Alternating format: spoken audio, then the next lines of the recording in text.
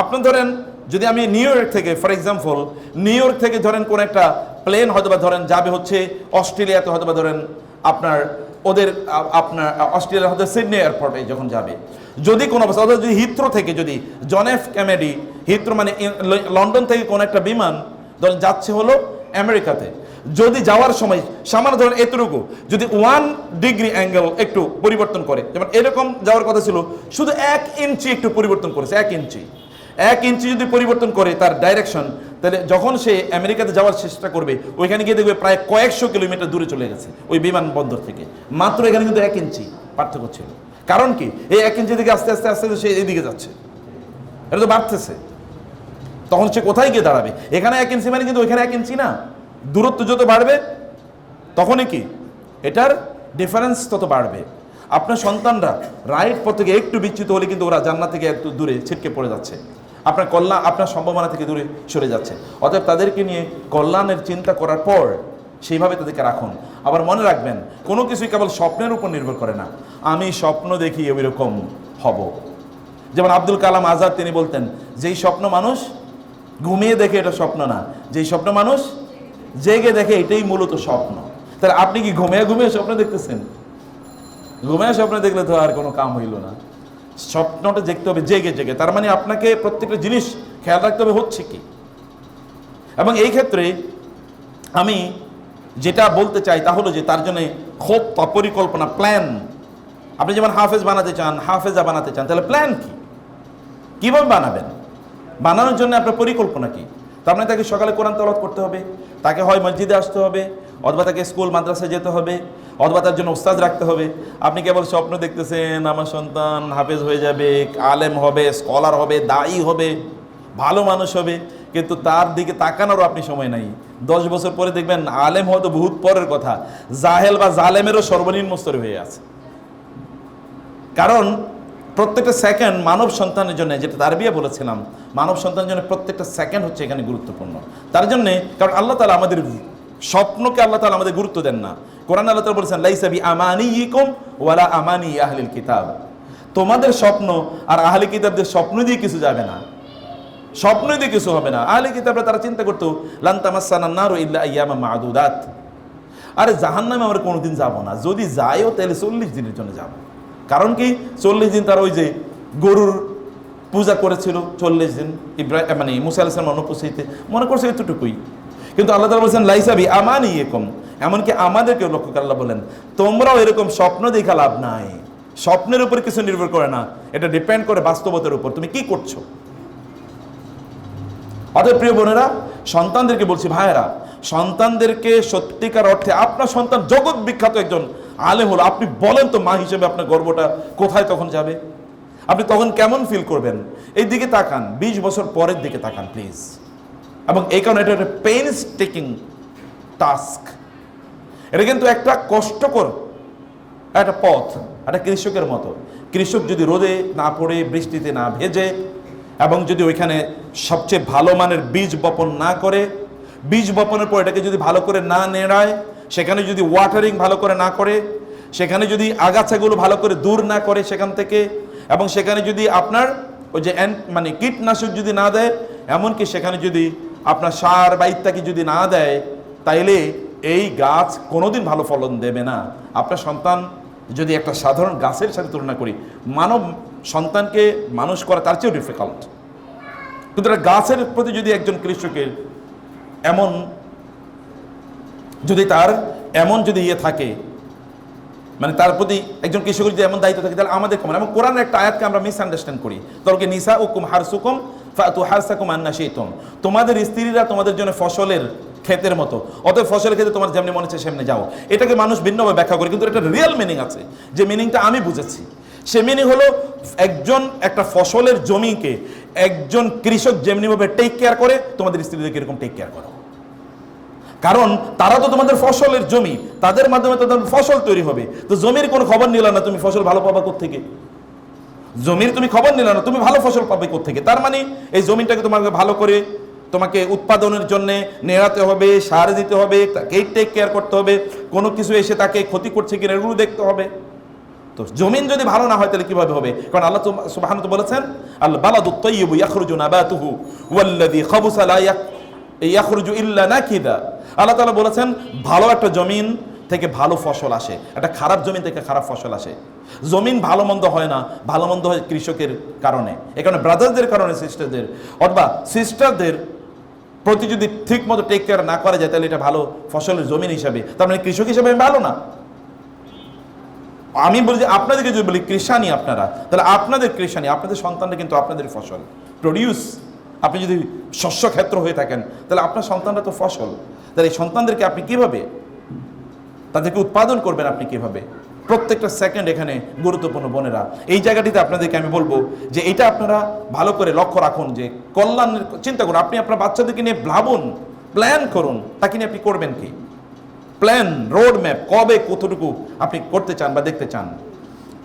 ব্যবসায়ীরা তাদের ব্যবসার জন্য তার রোড ম্যাপ তৈরি করে। বাংলাদেশেরও দেখবেন পঞ্চবার্ষিকীও কি, পঞ্চবার্ষিকী প্ল্যান, মানে 5 বছরের প্ল্যান কিন্তু প্রত্যেকটা রাষ্ট্র করে। Short term plan, long term plan. স্কুলে আপনি আমাদের সম্মানিত ভাইস প্রিন্সিপাল স্যারকে জিজ্ঞেস করে দেখুন তো স্কুলের প্ল্যান ওনার আছে কিনা। আছে। তাহলে আপনার সন্তান কি আপনার জন্য কোনো প্রতিষ্ঠান না? এই সন্তানটা এত বড় একজন বড় একটা কিছু হবে, এই জন্য তো আপনাকে ভাবতে হবে। আমি এই জন্য বলছি এটাকে আপনি এনজয়মেন্ট, আপনার একটা বড় ধরনের রিওয়ার্ডের একটা সুযোগ আছে আপনার, এটাকে আপনি এনজয় করেন। এবং অনেক সময় আপনি এখন রাইট পথে তুলে দিলেন, তাহলে এটা যে ইলেকট্রনিক ট্রেনের মতো, ইলেকট্রিক ট্রেনের মতো উঠিয়ে দিয়েছেন, এরপরে আর ডিরেল হবে না ইনশাআল্লাহ। কিন্তু রাত পথটাতে উঠিয়ে দেওয়া লাগবে, এই পথটাতে উঠিয়ে দেওয়া এটা আপনাদের কাজ। এই কারণে এই জায়গায় বাবাদের রোল আছে, বাবাদের কথা বলছি, বাবাদের রোল আছে, মায়েদের রোল আছে। মায়েদের রোল বেশি, বাবাদের রোল বাইরে বেশি, মায়েদের রোল ঘরে বেশি। মায়েরা ওয়াকারনা ফি বুয়ুতিকুন্না ওয়ালা তাবাররাজনা তাবাররুজাল জাহিলিয়াতিল উলা ওয়া আকিমনাস সালাতা ওয়া আতিনাজ যাকাতা ওয়া আতি'না আল্লাহ ওয়া রাসূলাহু। আল্লাহ তাআলা নারীদেরকে বলেছেন তোমরা ঘরে বেশি বেশি থাকো, তোমরা নামাজ আদায় করো, যাকাত প্রদান করো, আল্লাহ আল্লাহর রাসূলের আনুগত্য করো। এটা কোরআনে আল্লাহ সুবহানাহু ওয়া তাআলা নারীদের ব্যাপারে কি বলেছেন? যেন আমি বলেছি নারীদের role, they are the queen in the house.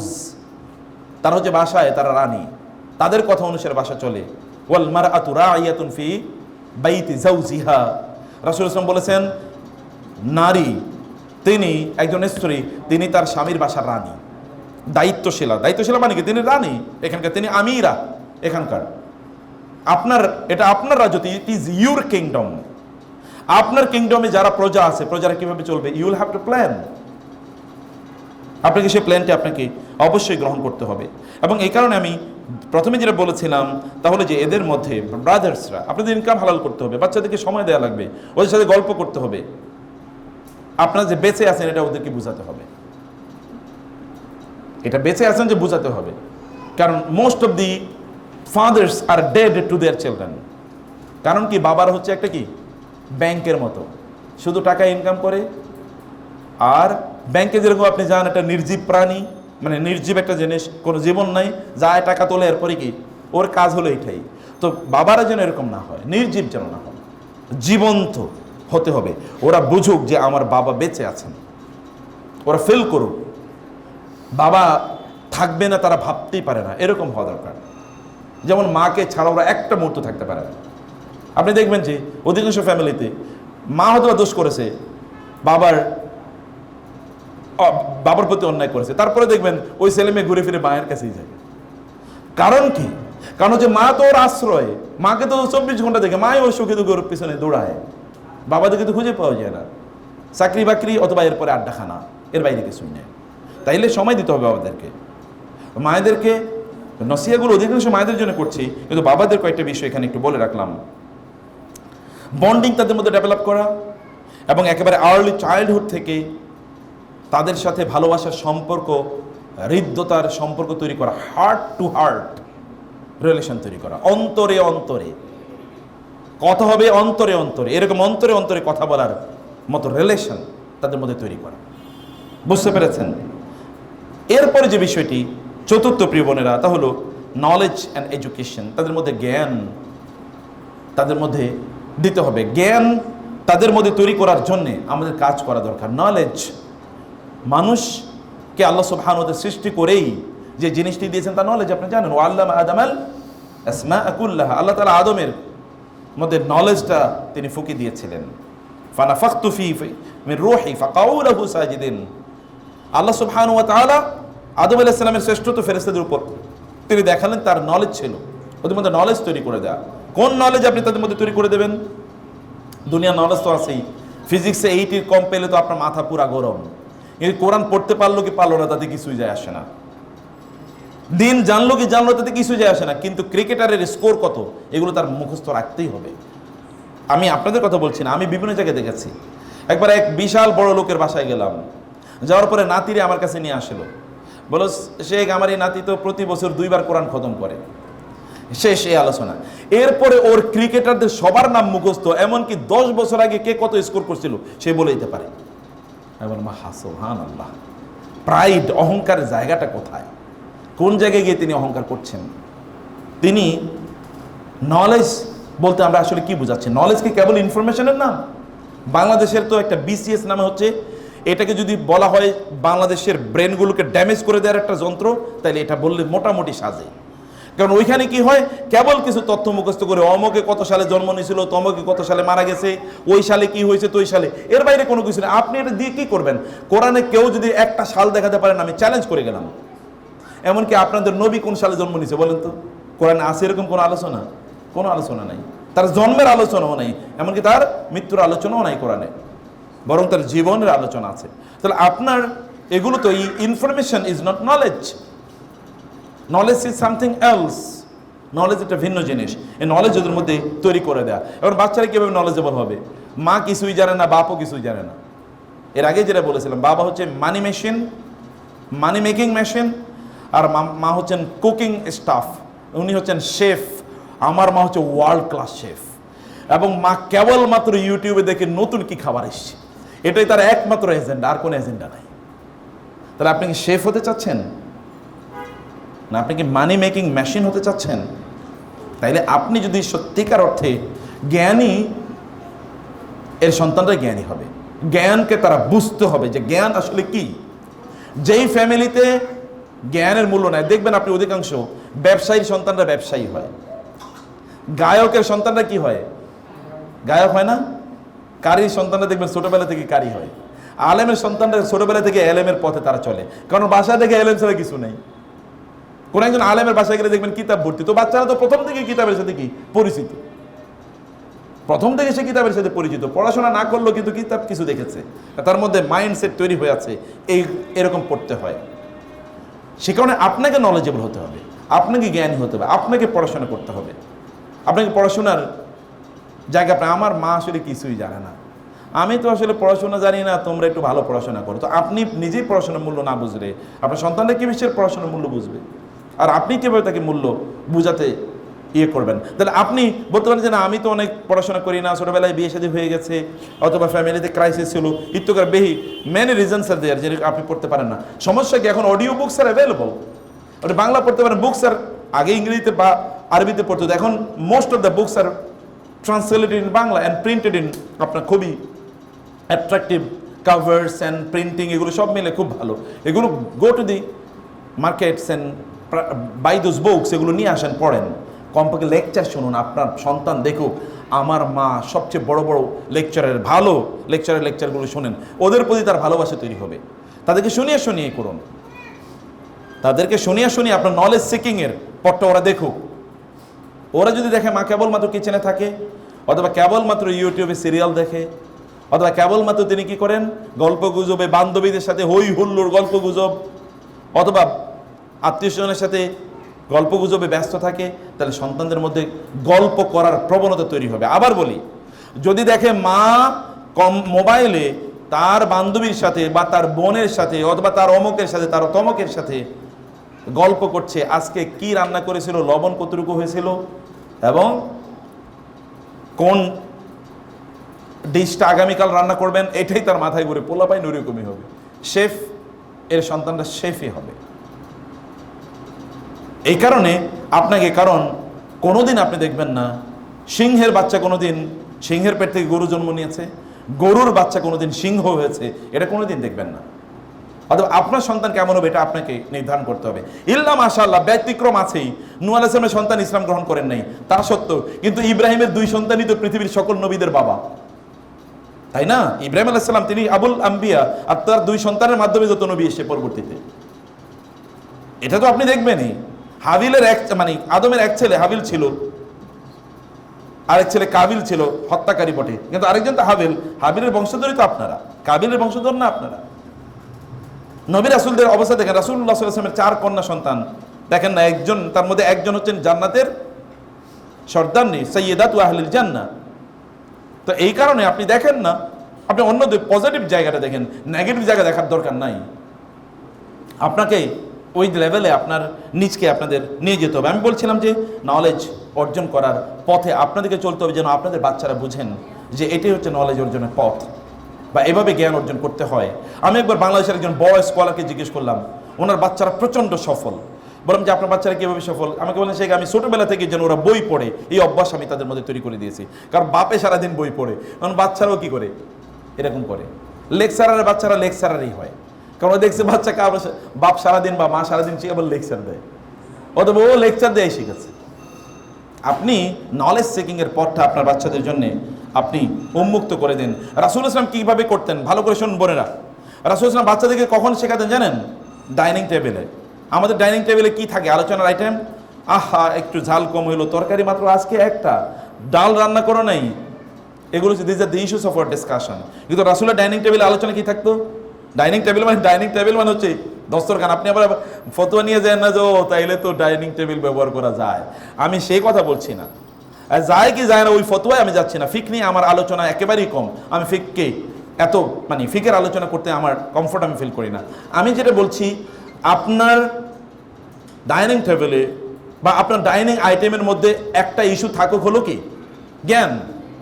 একটা জ্ঞান। রাসূল সাল্লাল্লাহু আলাইহি ওয়াসাল্লাম ওই যে বাচ্চাকে বলেছেন, ইয়া গোলাম সাম্মিল্লাহ, হে গোলাম যখন তুমি খাবে, হে বাচ্চা, গোলাম মানে বাচ্চা, হে বাচ্চা যখন তুমি খাবে তখন আল্লাহর নাম নিয়ে খাবে, ডান হাত দিয়ে খাবে, এবং কি তোমার সামনে থেকে খাবে, প্লেটে কিভাবে তুমি খাবে এটা তিনি শেখাচ্ছেন। এটা তো একটা এক্সাম্পল, এরকম হাজারো এক্সাম্পল রাসূলের জীবনে আছে। তিনি কিভাবে শিখিয়েছেন। তিনি বাচ্চাদেরকে কি করতেন, নিয়ে হয়তো বা ধরেন হেঁটে কোথাও যাচ্ছেন, হাত ধরে ধরে বাচ্চাদের হাত ধরে যাচ্ছেন, যেমন আপনি আপনার বাচ্চাকে হাত ধরে নিয়ে আসেন। আমার ব্যক্তিগত অভিজ্ঞতা ছিল, মানে হলো আমার বাচ্চাদেরকে আমি যত দোয়া আছে দোয়া মুখস্থ করিয়েছি গাড়িতে। বাসা থেকে স্কুলে আসবে এতটুকু গাড়িতে আমি দোয়া মুখস্থ করিয়েছি, বিশ্বাস করুন। যত দোয়া, এবং ছোট পিচ্চিরা বড় বড় দোয়া মুখস্থ পারে আল্লাহর রহমতে। তো কীভাবে ওই যে বাসা থেকে পর্যন্ত, এখানে হয়তো বা যখন ট্রাফিক জ্যামে পড়ে থাকতাম, এই 15-20 মিনিটে সব দোয়া এখানে পড়তে হবে, এখানে চুপ করে কেউ থাকতে পারবে না, এবং আওয়াজ করে আমার কানে তার আওয়াজ আসে, এরকমভাবে তাকে পড়তে হবে। আপনি যখন বাচ্চাকে নিয়ে আসতেন, আমি কাছ থেকে শিখেছি রাসূলের কাছ থেকে সাল্লাল্লাহু আলাইহি ওয়াসাল্লাম। তিনি আব্দুল্লাহ ইবনে আব্বাসকে তার গাড়ির পেছনে, তার গাড়ি মানে হচ্ছে তার ওট, এর পেছনে তিনি বসালেন। বসে তারপর বলি, ইয়া গোলাম ইন্নী উআল্লিমুকা বিকালিমাতিন, হে বৎস আমি তোমাকে কয়েকটা জিনিস শেখাতে চাই। কি কি? এই এই এই এই এই তিনি শেখাচ্ছেন। রাসূল সাল্লাল্লাহু আলাইহি ওয়াসাল্লাম বাচ্চাকে হয়তো ধরে হাত ধরে নিয়ে যাচ্ছেন, আনাস রাদিয়াল্লাহু তাআলা আনহুকে নিয়ে যাচ্ছেন, এবং আনাস রাদিয়াল্লাহু তাআলা আনহুকে নিয়ে তিনি বাচ্চাদের এলাকায় গেলেন, ওইখানে গিয়ে তিনি সালাম দিলেন। আনাস রাদিয়াল্লাহু তাআলা শিখলেন কি করতে হয়। আমি আপনারা বাচ্চাদেরকে শেখানোর জন্য উপলক্ষ্য তৈরি করুন। ডাইনিং টেবিলে শেখান, হাঁটতে হাঁটতে শেখান, বেড়াতে গিয়েছেন শেখান, যখন আপনি সকালবেলা অথবা ধরুন বিকালবেলা যখন তার সাথে ছাদে বসে থাকবেন, পর্দার মধ্যে অবশ্যই, অথবা যখন ব্যালকনিতে বা বারান্দায় বসে থাকবেন, সেখানেও তাকে ওগুলো বলুন। একটা যেন একটা লার্নিং এনভায়রনমেন্ট, এটা যেন একটা ইউনিভার্সিটি হয় আপনার বাসাটা। এভরি টাইম তারা কোনো না কিছু তারা শিখছে। আপনি তাদের জন্য মায়েরা, আল উম্মু মাদ্রাসাতুন ইদা আ'দাত্তাহা আ'দাত্তা শাবান তাইয়িবাল আরাকি, মুসলিমরা বলেন মা হচ্ছেন প্রকৃত পক্ষে শিক্ষা প্রতিষ্ঠান, মাদ্রাসা, ইউনিভার্সিটি। যদি তুমি মাকে এভাবে তৈরি করতে পারো, ভাইদের কথা বলছি, যদি তুমি মাদেরকে এভাবে তৈরি করতে পারো, তাইলে মায়েদের মাধ্যমে তুমি এমন একটা জাতি তৈরি করলে যাদের পার্সোনালিটি আছে, ব্যক্তিত্ব আছে, সেলফ এস্টিম, আত্মমর্যাদা তাদের আছে, এবং তারা সত্যিকার থেকে হাই ব্রিড, তারা কি খুবই উন্নত মানের বীজ, তারা খুবই উন্নত মানের বীজ। এই বীজ তুমি তৈরি করলে মূলত এদেরকে ফেতরাতের উপর রাখা। পঞ্চম যে বিষয়টি, তাদের ফেতরাত যেন কোনোভাবে নষ্ট না হয়ে যায়, ফেতরাতের উপর তাদেরকে রাখতে হবে। ফেতরাত কি? ফেতরাত আল্লাহ তাআলা তাদেরকে যেই গুণ দিয়ে তৈরি করেছেন। আল্লাহ তাদেরকে কি গুণ দিয়ে তৈরি করেছেন? গালিগালাজ করার গুণ, মারামারি করার গুণ, ভাঙ্গাভাঙ্গি করার গুণ, সিনেমা দেখার গুণ, গান গাওয়ার গুণ, টয়লেটে গিয়ে 3 ঘন্টা বসে আছে। কি রে, টয়লেটে 3 ঘন্টা কেন বসে থাকলো? টয়লেটে কত সময় থাকা উচিত? একটা বাচ্চার টয়লেটে কত সময় থাকা উচিত? দরজা বন্ধ করে রুমের মধ্যে করে কি? তার দরজা কেন বন্ধ থাকবে? বাচ্চাদের দরজা কেন বন্ধ? ও তো দরজা খোলা থাকবে, কেবল ঘুমের আগে দরজাটা বন্ধ করতে পারে, তাও বন্ধ রাখবে না যদি বড় মেয়ে না হয়। আদারস দরজা বন্ধ থাকবে, তার দরজা, তার কম্পিউটার টেবিলটা কেন এরকম বাঁকা করা? ওই কম্পিউটার টেবিলে বাঁকা টেবিলে করে কি? ও কেন আপনার মোবাইলটা নিয়ে চুরি করে ও চলে গেল? মোবাইলটা নিয়ে ও করতেছে কি? সেখানে কি আছে? আপনার ওয়াইফাই কতক্ষণ বাসায় অন থাকে এবং কেন অন থাকে? আপনার বাচ্চারা কয়টায় ঘুমাতে যায়, কেন এত পরে ঘুমাতে গেল? আপনি ঘুমিয়ে পড়েছেন, তারপরে টুটু টুটু করে আওয়াজ শোনা যায়, কি করে ওরা ওই সময়? ওরা ল্যাপের নিচে কি কোনো কিছু ডিভাইস আছে? এগুলো চেক করার দায়িত্ব আপনার। You should ensure. এখানে আপনাকে এনশিওর করতে হবে, অন্যথায় অনেক সময় সে হয়তো বা কাঁদবেন, তখন আর কান্নায় কোনো কাজ হবে না। এখন কাঁদার দরকার নেই, এখন হাসতে হাসতে ওদেরকে মানুষ করুন, এখন হাসতে হাসতে মানুষ করুন, তাহলে আজীবন হাসবেন। আর এখন আপনি অন্য জিনিসে ব্যস্ত থাকেন, তাহলে আজীবন কাঁদতে হবে। এই সন্তানদের জন্য আপনাকে কাঁদতে হবে। তাদের ফেতরাত যেন কোনো অবস্থা নষ্ট না হয়। ফেতরাত নষ্ট করার জন্য শয়তান রয়ে গেছে। শয়তানের কাজ হচ্ছে ফেতরাত নষ্ট করা। আদম আলাইহিস সালামকে আল্লাহ সুবহানাহু ওয়া তাআলা জান্নাতে বললেন, জান্নাতে যেখানে ইচ্ছে সেখানে উসকুন ওয়া যাওজুকাল জান্নাত, তুমি এবং তোমার স্ত্রী জান্নাতে থাকো। মানুষ মধ্যে 2 জন, কি মজা, তাই না? পুরোটা একটা হানিমুন টাইপের একটা সময়, যে এইভাবে তুমি থাকো। এখনো তো ওইখানে তো কোনো সন্তান কিছুই হয় না, কেবল স্বামী স্ত্রী টুগেদার, একজন আরেকজনে, আমি তোমার জন্য, তুমি কেবল আমার জন্য, এইরকম একটা টাইপের সময়। আর আল্লাহ তাআলা বলেন, লা তাকরাবা হাযিহিশ শাজারা, don't come closer to this tree. কেবল একটা মাত্র গাছ, জান্নাতে গাছ কয়টা? হ্যাঁ, কয়টা গাছ বলতে পারেন কেউ? অগণিত না? অগণিত মানে তো অগণিত, অগণিত অগণিত।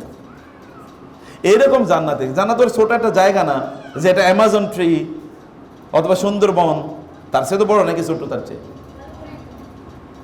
এইরকম জান্নাতে একটা মাত্র গাছের কাছে যেতে নিষেধ করেছেন। শয়তান ওই গাছটাই খুঁজে বের করছে। কত বড় শয়তান হতে পারে এটা চিন্তা করে দেখেন।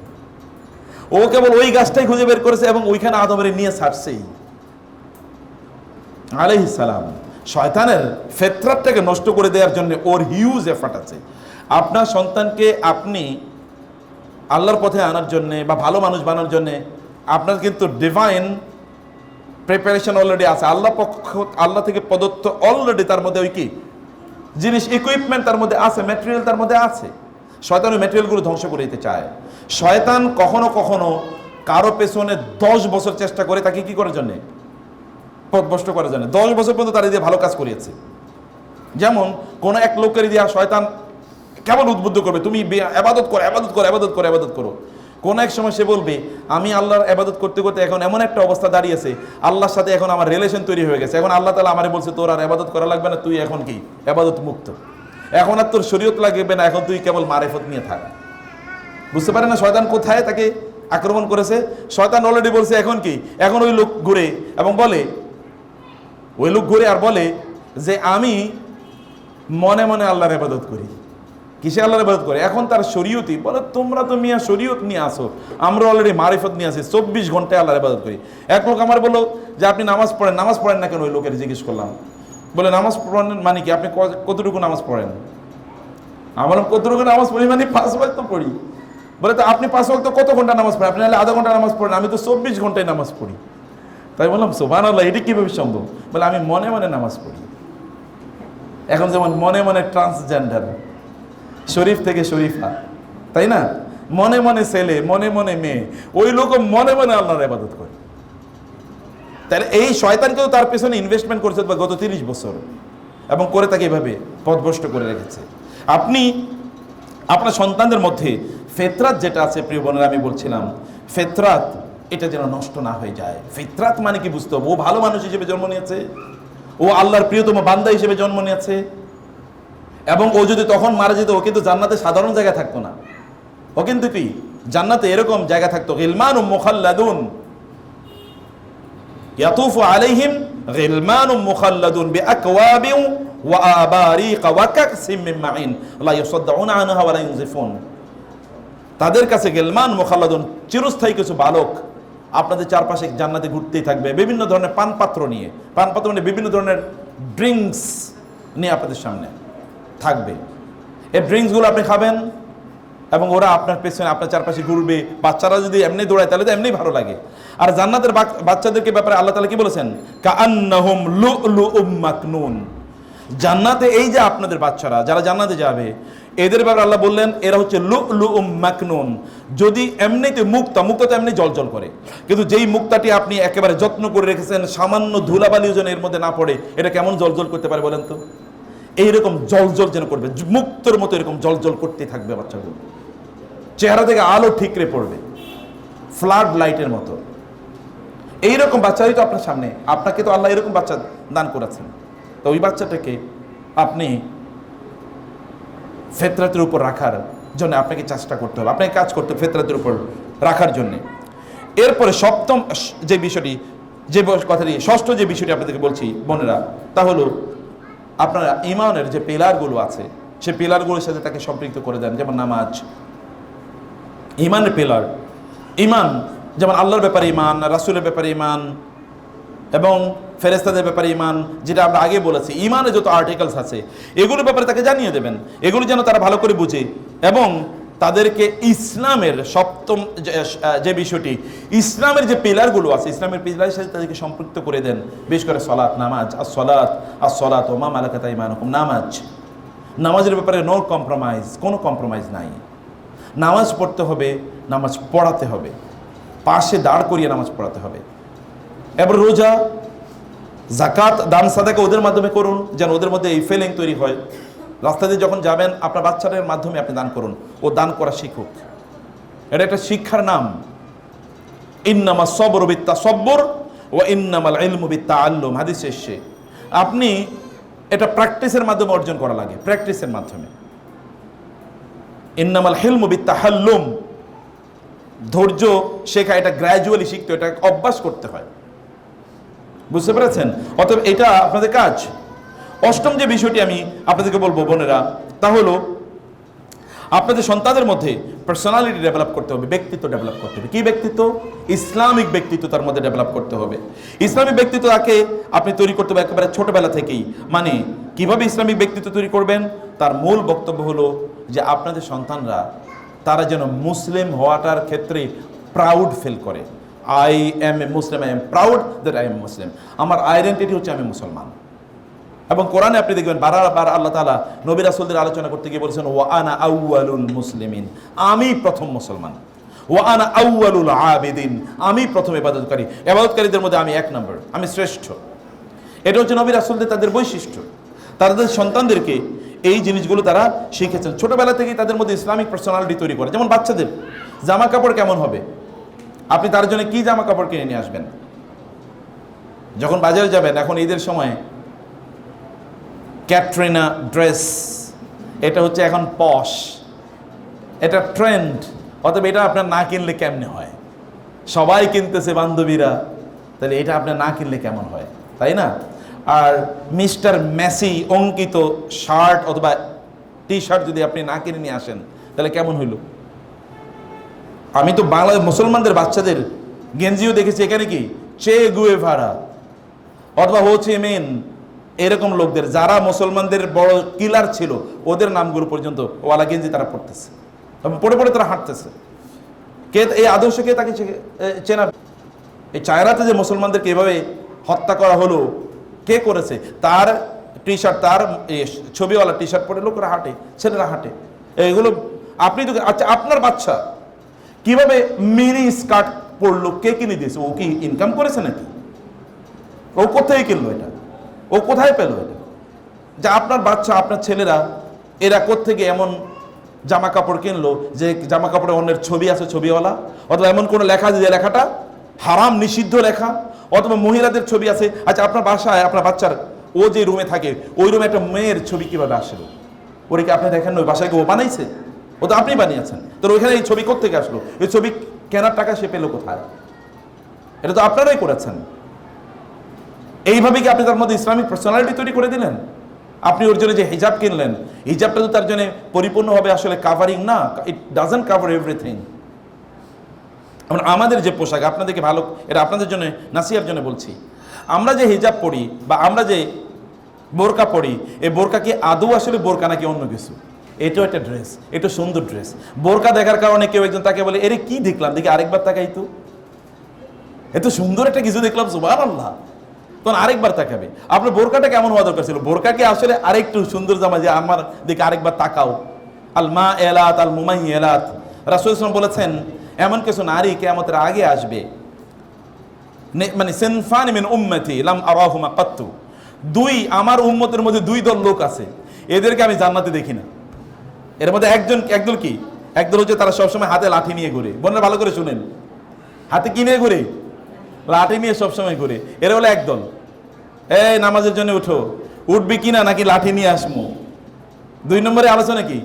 লাঠি। এরপরে সত্যি আসলে লাঠি নিয়ে আসছে, তা তো লাঠি না, রান্না করে গিয়ে যা পাইছে এটাই নিয়ে আসছে। তাহলে তো এদেরকে আল্লাহ তাআলা বলছেন তাদেরকে আমি জান্নাতে দেখি না। আর আসলে একদল লাঠিয়াল বাহিনী আছে না, লাঠিয়াল, এরা দেখবেন সব সময় কেবল লাঠি নিয়ে ঘুরে মানুষের পিটানোর জন্য।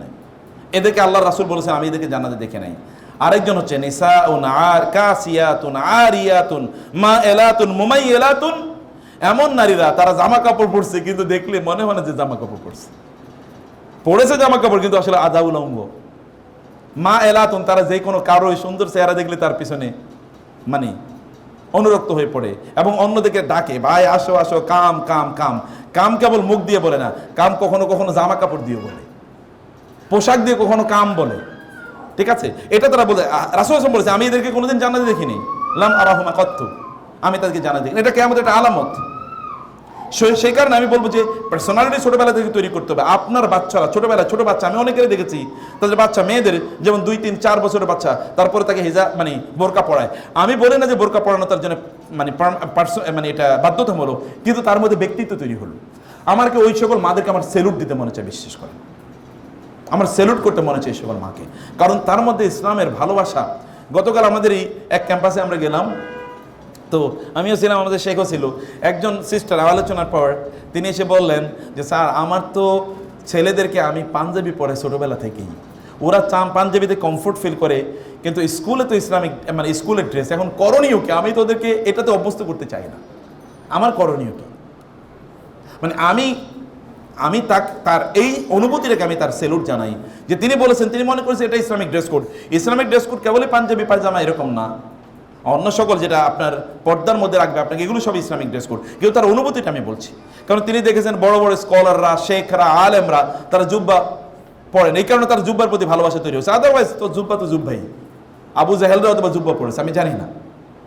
অতএব জুব্বা পড়লে যে তিনি অনেক বড় দিনদার হয়ে যাবেন তা না, কিন্তু এটা তো জুব্বা তো বড় বড় আলেমদের গোটা পৃথিবী জুড়ে তাদের আইডেন্টিটি বা তাদের পোশাক এটা। আপনার বাচ্চারা যখন ছোট বাচ্চারা, ভালো করে খেয়াল করবেন, ছোট বাচ্চারা যেমন মেয়েরা, বাসায় কোনো পুরুষ গেস্ট এসছে, আপনার ছোট বাচ্চা, ওর বয়স 3 হোক না 4 হোক না, ওই পুরুষের কাছে যেন ঘেঁষাঘেঁষি না করে, কারণ আপনি জানেন না মানুষের চরিত্র কোন লেভেলের। আপনি জানেন না, আপনার বাচ্চা আপনার কাছে থাকুক, যদি যায়ও তাহলে আপনার সাথে যাবে এবং আপনি নিয়ে আসুন, সাথে করে নিয়ে আসুন। ছোট ছোট বাচ্চাদের প্রতি কিন্তু মানুষের আকর্ষণ থাকে, ভালো করে খেয়াল করবেন। এবং এগুলোতে এই ভয়াবহ একটা ওয়ার্ল্ড তৈরি হয়েছে। আপনারা দেখেন খ্রিস্টানদের চার্চে গিয়ে দেখবেন, চার্চের ফাদারদের কাছে বাচ্চাদেরকে দিয়ে আসে মানুষ ভালো মানুষ বানানোর জন্য, এরপর দেখা যায় ভালো মানুষ তো হয় নাই, কি হয় এটা তো আপনারা বুঝতেই পারছেন। এটা খুবই ভয়ঙ্কর। বাচ্চাদের প্রতি এমনি আকর্ষণ থাকে, ছোট বাচ্চা দেখলে তো এমনি মনে হয় ওর একটু চুমু দিয়ে আদর করি, একটু গালটা টিপে দিই, কিন্তু কে দিচ্ছেন? সে মানুষ থেকে, তার চরিত্রটা কোন লেভেলের?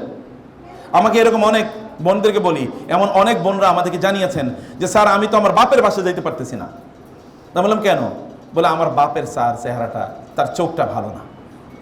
আল্লাহর কসম করে বলছি, এরকম কত শত কথা যে আমাদের জানা আছে, কারণ মানুষ তো আমাদেরকে মাসালা জানার জন্যই, আমরা হয়তো দিন জ্ঞান খুব বেশি রাখি না, কিন্তু মানুষ মনে করে এই লোকগুলো তো কিছু জানে, যাক কিছু বলি, জিজ্ঞেস করি। হ্যাঁ, আপনি দেখবেন যে এরকম অসংখ্য ঘটনা আছে, একজন বোন একবার কান্না করে বলে, স্যার আমার মেয়েটারে নিয়ে আমার বাপের বাসায় গিয়ে তো আমি অনেক বড় বিপদে পড়েছি, বাপ তো স্যার আমার সর্বনাশ করে দিছে। না, এর জন্য বলেছি যে আমি আপনারা সাবধানে থাকার কথা আমি বলছি।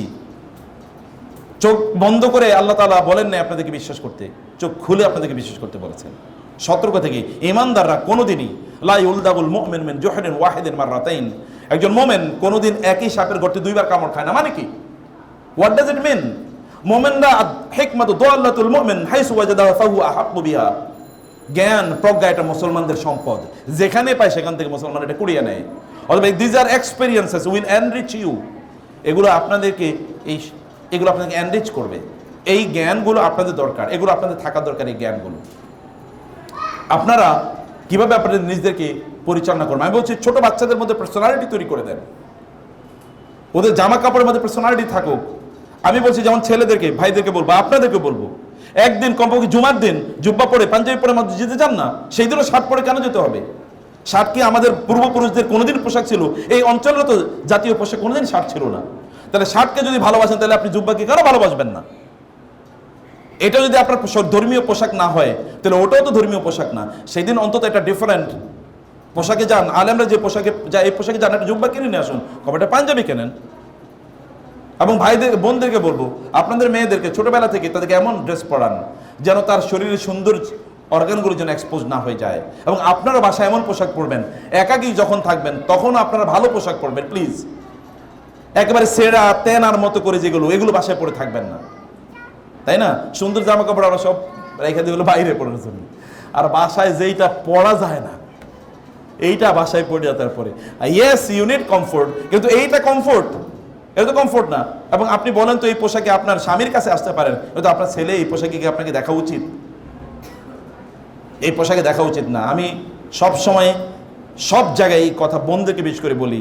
আর চোখ কিন্তু খুবই খারাপ জিনিস, চোখ কিন্তু সবার দিকে যায়, মায়ের দিকেও যায়, মেয়ের দিকেও যায়। ভাইয়েরা, চোখকে নিয়ন্ত্রণ করা, এই জন্য আল্লাহ তাআলা বলেছেন কুল্লিল মুমিনিনা।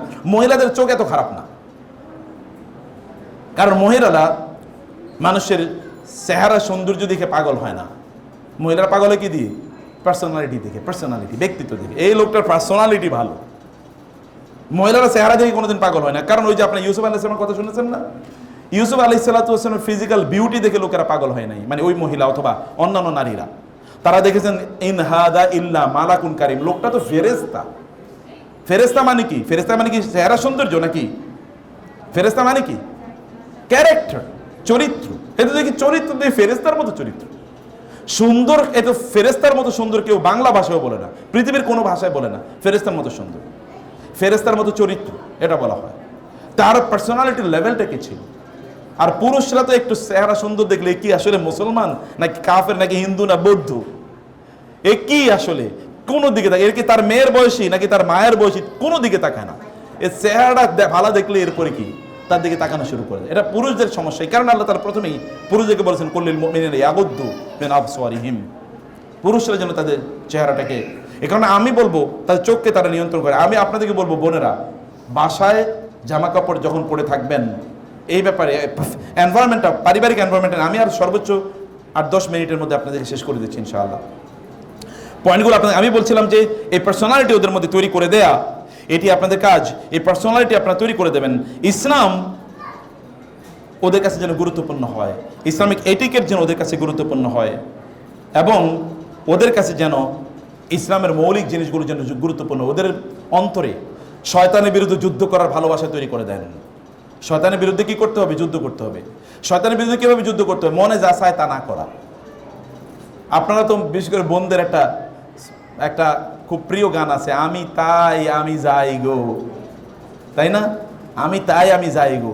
আমি তাই আমি যাই গো মানে কি? আমি যেমন আমি তেমনই, আমি এমনই, তোমার ভালো লাগলে লাগুক আর নাইলে আমার বিদায় করে দাও, আমি এমনই না, আমি এমন না। You can change yourself. আপনি আপনার নিজেকে পরিবর্তন করতে পারেন, পরিবর্তন করতে হবে। আমি এমনই। কিছু কিছু লোকের, যেমন পুরুষদের কিছু কিছু অহংকার আছে, আমি সত্য বলতে কাউরি দ্বিধা করি না, আমার বাপ হইলো সত্য বলে দেয়। বাপ হইলো বাপকে কষ্ট দেয় কথা দিয়ে, এটাকে জায়েজ না, এটা তো হারাম। এবং যে এই জাতীয় কথাবার্তা বলো ভয়াবহ অহংকারী, শয়তানের মতোই অহংকারী। শয়তান মতো সত্যই বলছে, বলে নাই আপনি তারে আগুন মাটি থেকে তৈরি করেছেন, আমাকে আগুন থেকে তৈরি করেছেন।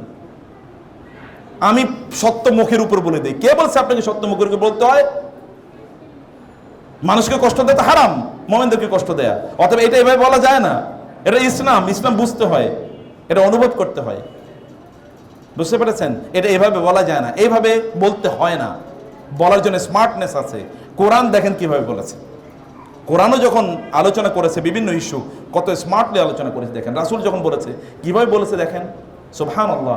কোরআন পড়তে গেলে তো আমি অ্যামেজড হয়ে যাই যে প্রত্যেকটা শব্দ আল্লাহু আকবার, এটা আল্লাহ ছাড়া কারোর পক্ষে বলা সম্ভব না। এবং এই কারণে এটা আল্লাহর পক্ষ থেকে, যালিকাল কিতাব লা রাইবা ফি,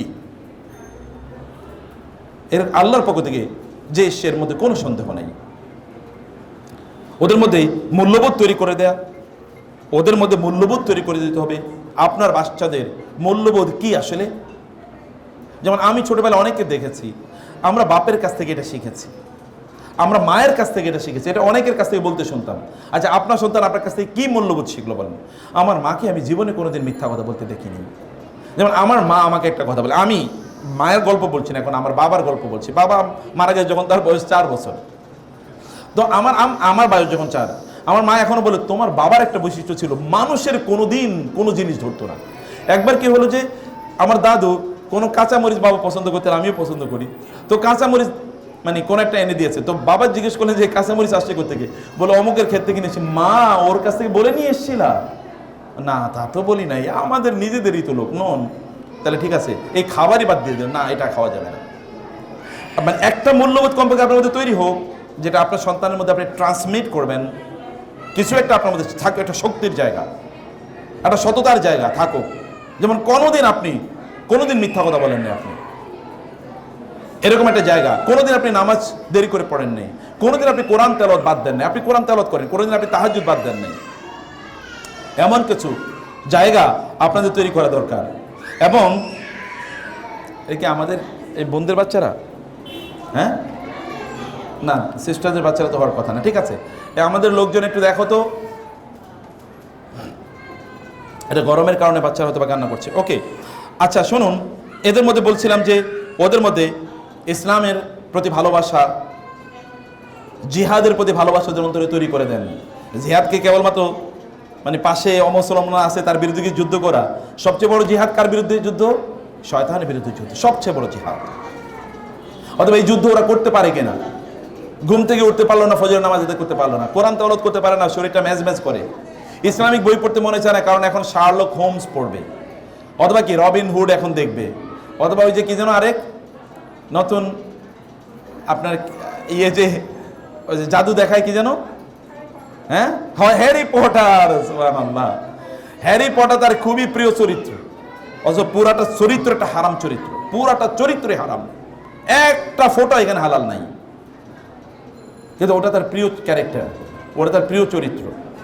এই পার্সোনালিটি তৈরি হয় নাই বোনেরা, ভাইয়েরা, ওদের মধ্যে পার্সোনালিটি তৈরি করে দেয়া দিতে হবে, শয়তানের বিরুদ্ধে যুদ্ধ করার পার্সোনালিটি। আমি বলছিলাম যে ইসলামিক পার্সোনালিটি তৈরি করতে হলে ইসলামিক পার্সনসদের সাথে তাদের পরিচয় থাকা লাগবে। আপনারা দেখেছেন বাংলাদেশে কিছুদিন আগে একটা ভিডিও আপনারা দেখেছেন যে ওটা সোশ্যাল মিডিয়াতে ভাইরাল হয়েছিল। এক ছেলে জিজ্ঞেস করেছে পহেলা বৈশাখের দিন যে আজকে কি দিবস, বলে আজকে হচ্ছে আমাদের জাতির পিতার জন্ম দিবস।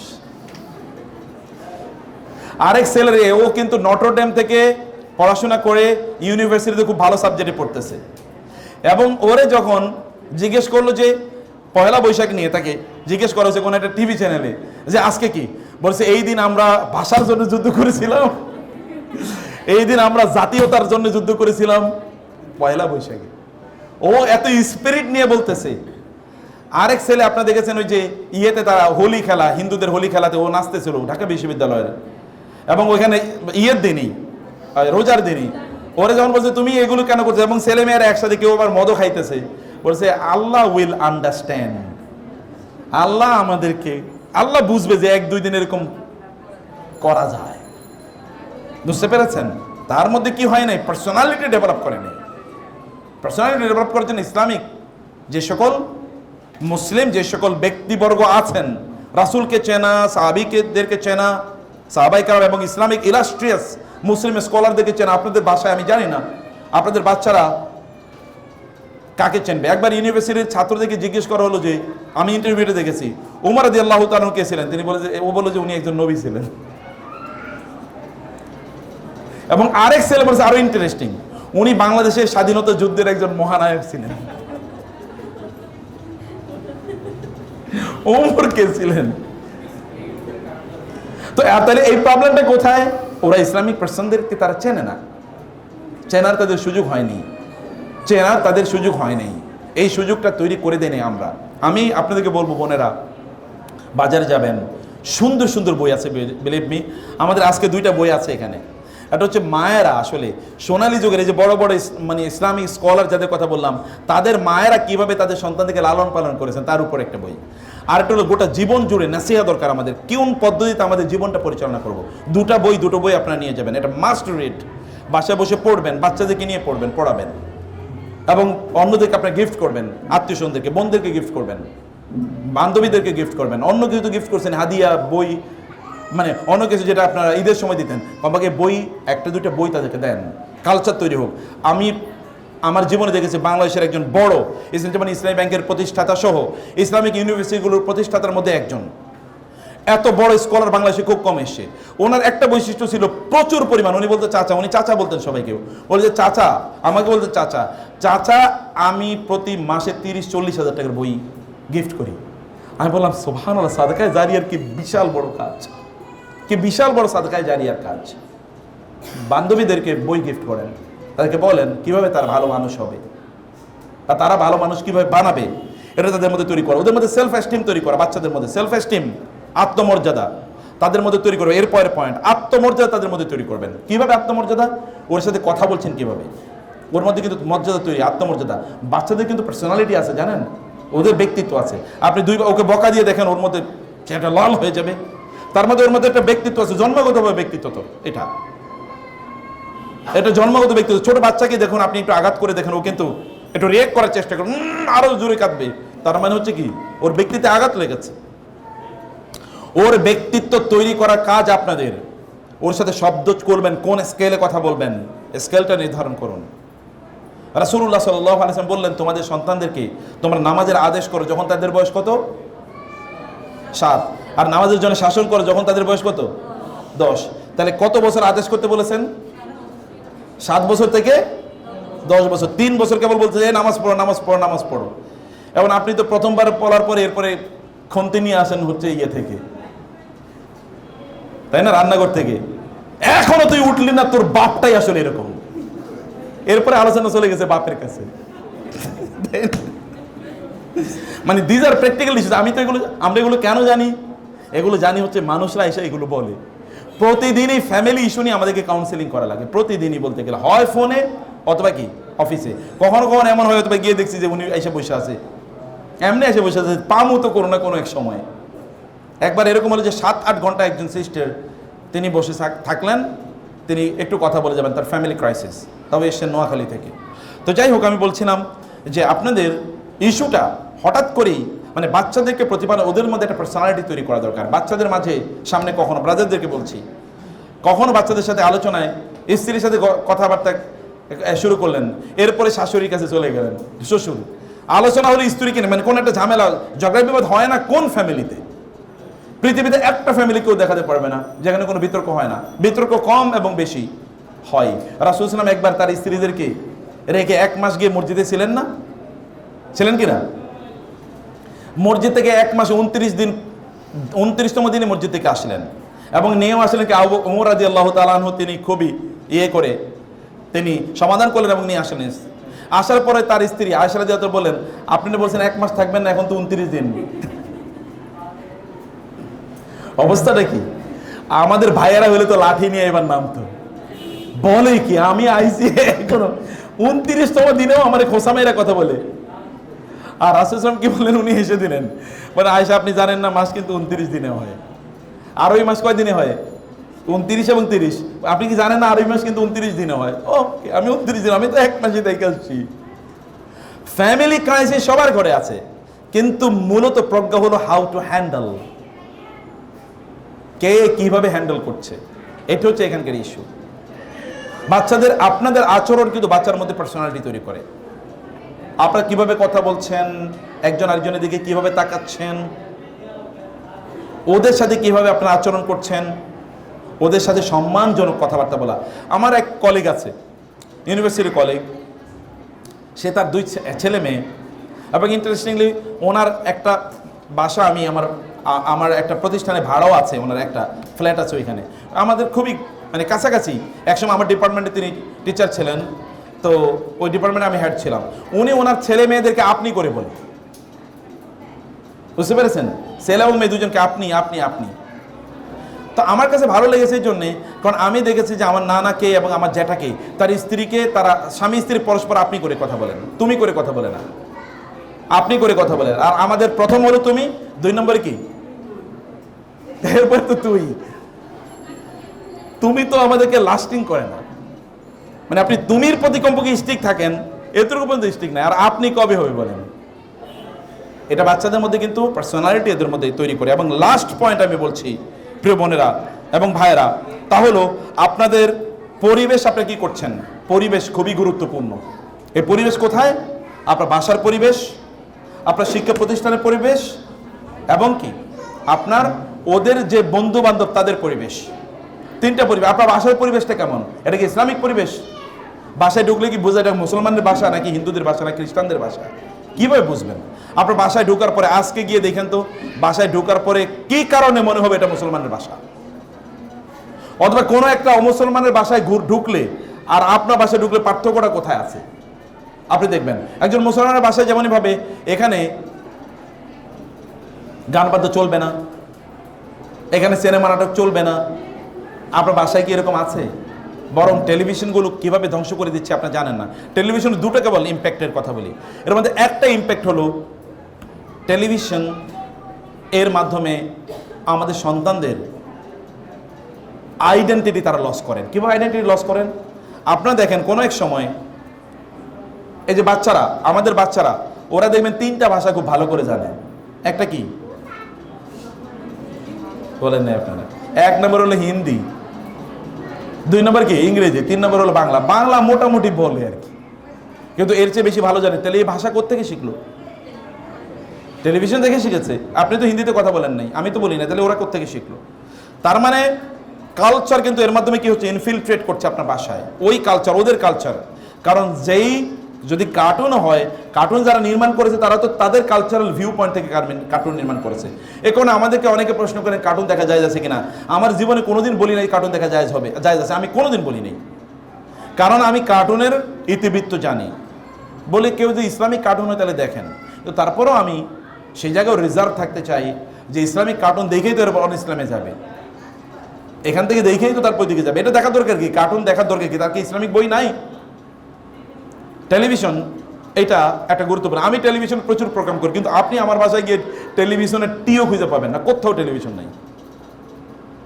এটা হয়তো গত 20 বছর কোথাও টেলিভিশন নেই, কমপক্ষে 15 বছর। এর আগে অনেক আগে ছিল, একেবারে যখন ইউনিভার্সিটিতে প্রথম 1-2 বছর, মানে ছাত্র থেকে যখন মাত্র শিক্ষক হলাম তখন 1-2 বছরের মতো ছিল, এরপরে আমরা এটা ক্লোজ করে দিয়েছি। 2 নম্বর বিষয় হলো টেলিভিশনে যেটা হয় তা হলো যে মানুষ ম্যাটেরিয়ালিস্টিক হয়ে যায়, বস্তুবাদ। কারণ টেলিভিশনের প্রোগ্রামের সাথে কি থাকবে? বিজ্ঞাপন থাকবে। আচ্ছা, আপনার বাচ্চা আইফোনের নাম কোত্থেকে শুনছে? আপনার কি আইফোনের নির্মাতা নাকি? তাহলে ও আইফোনের নাম কোত্থেকে শুনবে? এবং অন্যান্য পণ্যের নামও কোত্থেকে শুনেছে? কে তাদেরকে জানালো? এই যে এই সকল চ্যানেলগুলোই তো তাকে দেখিয়েছে, এটা কেন, ওইটা কেন, ওইটা কিনলে এরকম, একটা কিনলে 3টা ফ্রি। এগুলোই তো তারা শিখেছে। ফলে তার মধ্যে ম্যাটেরিয়ালিজম, বস্তুবাদ তার মধ্যে ডেভেলপ করেছে। ভাষাটাকে ইসলামিক একটা ভাষায় পরিণত করেন। ইসলামিক ভাষায় পরিণত করতে হলে কি হবে? এখানে কোরআন তেলাওয়াত করতে হবে, এখানে ইসলামিক হালাকা হতে হবে, এখানে ভালো আলেমদেরকে ডেকে নেন, 2-1 দিন তাদেরকে খাওয়ান। সবসময় তো বান্ধবীদেরকে খাওয়াইলেন, এবার 2-1 জন আলেমকে ডেকে নেন, আলেমদেরকে একটু খাওয়ান, অথবা তাদের মাধ্যমে একটু নাসিহা নেন, ভালো মানুষদেরকে বাসায় ডাকেন, এই কাজগুলো করুক, এই কাজগুলো হোক, ওরা ভালো মানুষদের সাথে পরিচিত হোক। এটা একটা মানে পরিবেশটাকে, ওইখানে লাইব্রেরি থাকুক। আমি জানি না কয়জনের বাসায়, কেউ হাত তুলে বলবেন আমাকে বাসায় কয়জনের লাইব্রেরি আছে? বই আছে, লাইব্রেরি নাই। শোকেজ আছে কার কার বাসায়? এমন কি আর হাত তোলার প্রয়োজন আছে? এটা তো বিল্ট ইন, এটা তো থাকবেই, তাই না? এবং কারো কারো বাসায় তো ফ্রিজ 3-4টা, কারণ সামনে কোরবানি আসতেছে, আর 1-2টা কিনে রাখতেছে,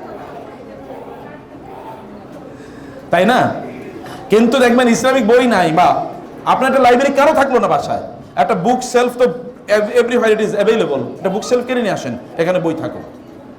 আমার বাসায় প্রত্যেকটা বাচ্চার মাথার উপরে বুক সেলফ আছে, প্রত্যেকটা বাচ্চা, এটা মাস্ট।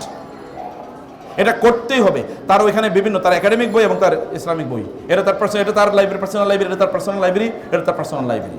কতটুকু পড়ে that is a different issue, কিন্তু এটা তার আছে। কমপক্ষে বইগুলো চিনলো, আমরা ইসলামকে ভালোবাসি, এটা একটা টোকেন। বাসায় সালাত মানে নামাজ, নফল নামাজগুলো বাসায় আদায় করা, এগুলো একটা ইসলামিক আইডেন্টিটি। এবং এরপরে যে পরিবেশ, যে স্কুল আপনি পড়াবেন, আপনার একটা রাইট স্কুল আপনি চুজ করেছেন, আলহামদুলিল্লাহ। তো তারপরেও স্কুলই ওদেরকে জান্নাতুল ফেরদাউসে নিয়ে যাবে না, স্কুলে ওদেরকে বড় ইসলামিক স্কলার বানাবে না, তাহলে তো সবাই স্কলার হতো। রাসূলের পিছনে তো কি মুনাফিকদের মধ্যে সবচেয়ে বড় মুনাফিক রাসূলের পিছনে ছিল না? রাসূল ইসলামের পেছনে তো ছিল মুনাফিক আব্দুল্লাহ ইবনে উবাই ইবনে সালুল। অতএব আপনি কেবলমাত্র এখানে ভালো জায়গা আনলেই সব ভালো হয়ে যাবে এরকম মনে করার কারণ নাই। আপনাদেরকে সতর্ক থাকতে হবে এগুলো নিয়ে। এবং ওদের বন্ধু বান্ধবকে, লাস্ট পয়েন্ট এটা, ওরা কার সাথে বন্ধুত্ব করেছে, ওদের বন্ধু কারা, ওরা বন্ধু কাদেরকে নির্বাচন করেছে, ওর বান্ধবীকে, ওর বন্ধুকে, কার সাথে সময় কাটায়।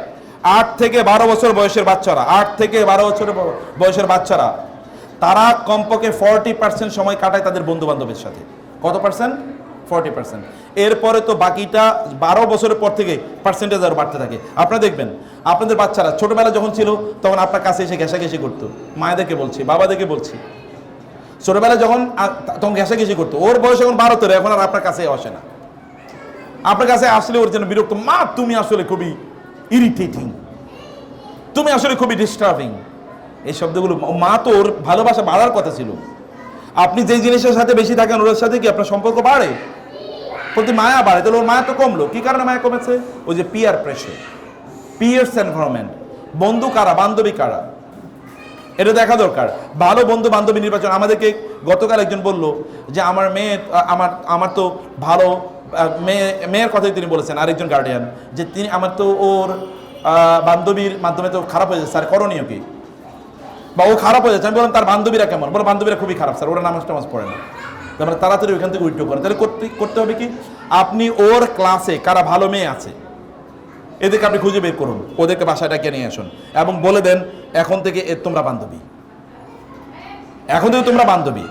ও তার বন্ধুদেরকে, বান্ধবীদেরকে দাওয়াত দিচ্ছে, আর আপনি অনেক আপ্লুত, আমার মেয়ের বান্ধবীরা আইছে, এবার আপনি খাবার ফুড অর্ডার দাও রে, ওই যে কেউ পাঠাও রে বলো, আবার ওই যে ফুড পান্ডারে বলো, অমকেরে বলো, কাচ্চি বাইরে বলো, আপনি ডাইনি, ডিজনি ডাইন অথবা সুলতান ডাইন, এগুলো আপনি অস্থির হয়ে গেছেন খাওয়ানোর জন্য। কিন্তু কাকে নিয়ে এসছে? ওর মধ্যে ইসলাম আছে, ভালোবাসা আছে এর মধ্যে, এটা আপনাকে নিশ্চিত করতে হবে। এবং ওর বন্ধু বান্ধব নির্বাচন করে দেওয়ার দায়িত্ব আপনাদের। জাযাকুমুল্লাহ খায়ের, আপনাদেরকে অনেক অনেক ধন্যবাদ। আমি লম্বা সময় নিয়েছি, অনেক লম্বা আলোচনা করেছি, কিন্তু আলোচনাগুলো আপনাদের জীবনকে পরিবর্তন করে দিতে পারে। আমাদের জীবন, আমি নিজেকেও একই কথা বলছি, আমাদের নিজের জীবনকে পরিবর্তন করে দিতে পারে যদি আমরা এটা শুনতে পারি। আপনাদের পক্ষ থেকে আমি আমাদের ভাইস প্রিন্সিপাল স্যারকে বলবো যে স্যার এখানে তাড়াতাড়ি এসি লাগান ইনশাআল্লাহ। তো ঠিক আছে, থ্যাংক ইউ ভেরি মাচ। আর সেশনগুলো আরও হবে, আপনারা আসবেন।